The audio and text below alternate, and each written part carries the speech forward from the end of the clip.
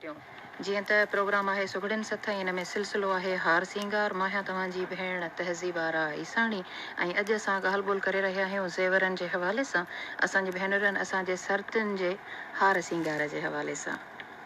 हार सिंगार में औरत जो संवरजण लाइ ज़ेवरनि जो इस्तेमालु औरतुनि जे मुख़्तलिफ़ वक़्तनि ते कमु अचे थो। अॼु इन जे सिलसिले में औरतुनि जे पहिरियल ज़ेवरनि ऐं इन्हनि जे बारे में अव्हांखे ॼाण ॾींदासीं, पर ॼाण सां गॾोगॾु असां वटि गीतनि जो सिलसिलो बि आहे। त हिकिड़ो ॿियो लोकगीत तव्हांजे समातुनि जे लाइ।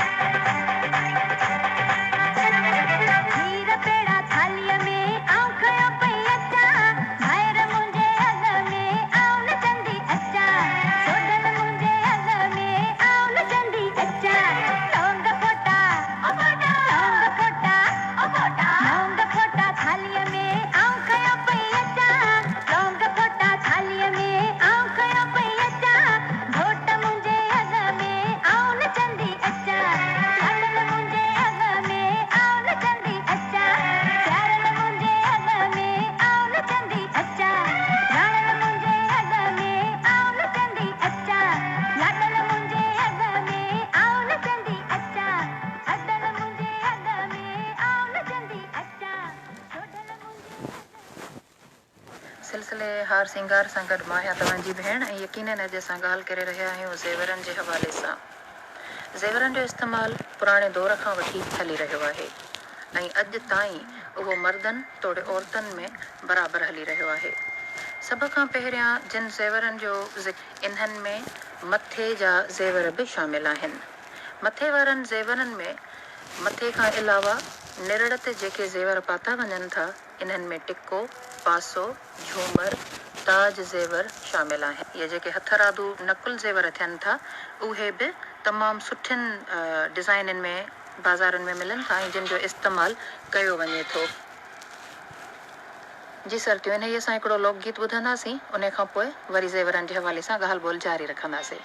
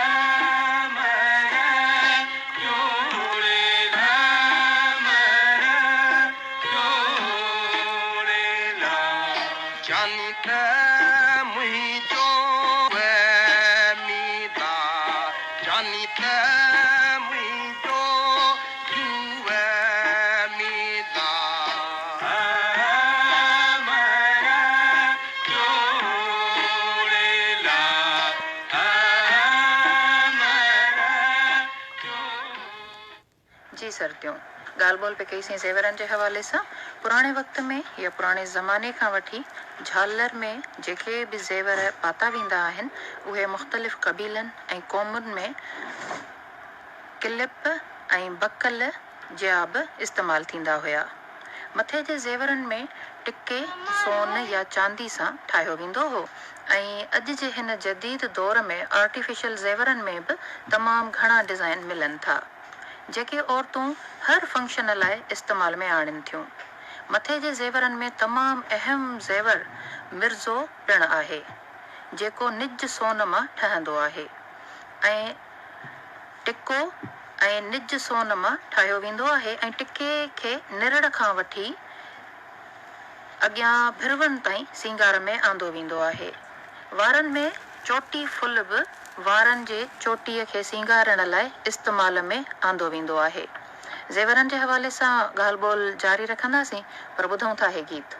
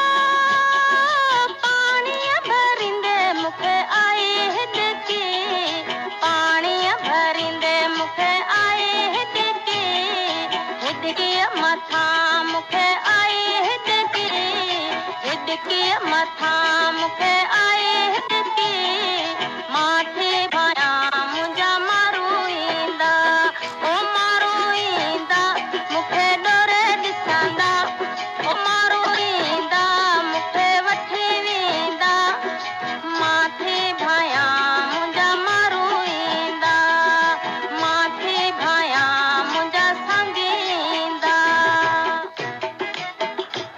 टिको सिंधी क़ौम जे हर क़बीले में आम जाम इस्तेमालु थींदो आहे।